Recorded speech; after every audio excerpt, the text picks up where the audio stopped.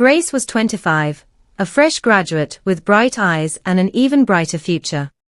She believed in love, especially the kind John promised her. He had sworn to marry her, swore she was the only woman he would ever want, swore their future was already written. Grace believed every word. Until the day she told him she was pregnant. John's face changed as if a switch had been flipped. Grace. I'm not ready for this. Her heart pounded. We'll figure it out together. But he shook his head, stepping back as though she had become a stranger. You should get rid of it. I can't, she whispered. John's voice hardened. Then you're on your own. And just like that, the man who once called her his future walked away from her present. When her family found out, the reaction was worse. You have brought shame to this house, her father thundered. Her mother wept, but said nothing to defend her. That evening, her bags were thrown outside. Grace stood at the gate, pregnant, trembling, unwanted. She knocked. Begged. Cried. The door never opened again. Life became a long tunnel of pain. She slept on friends' floors, sometimes went hungry for days, and battled pregnancy alone. Many nights, she cried herself to sleep, whispering apologies to the child growing inside her. But when her son was born and she heard his first cry, something inside her changed. She named him David. Holding him, she made a promise. I may not have anyone, but you will always have me. Raising David alone was brutal. Grace sold snacks on the street, typed documents at cyber cafes, cleaned houses, anything to survive. She studied at night while her baby slept on her chest, refusing to let hardship define their future. Years passed. Slowly, painfully, she rebuilt her life. Courses turned into certificates. Small jobs turned into bigger ones. Respect replaced pity. By 32, Grace Ease was the head of human resources in a major company in Lagos, confident, composed, untouchable. The girl who had once been thrown out now made decisions that shaped people's careers. One Monday morning, she was reviewing applications for a managerial role when a name froze her fingers.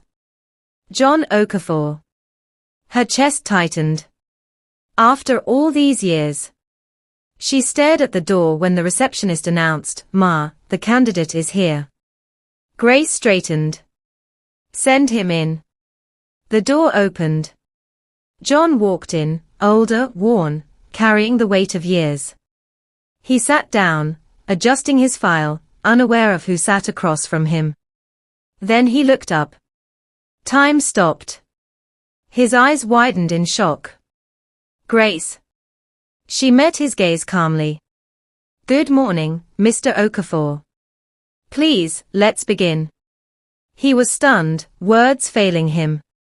The confident young woman he abandoned was gone. In her place sat a powerful woman in charge of his future. She asked her questions professionally, without emotion. John stumbled through his answers, shame clouding his thoughts. Finally, he broke. "Grace. I'm sorry."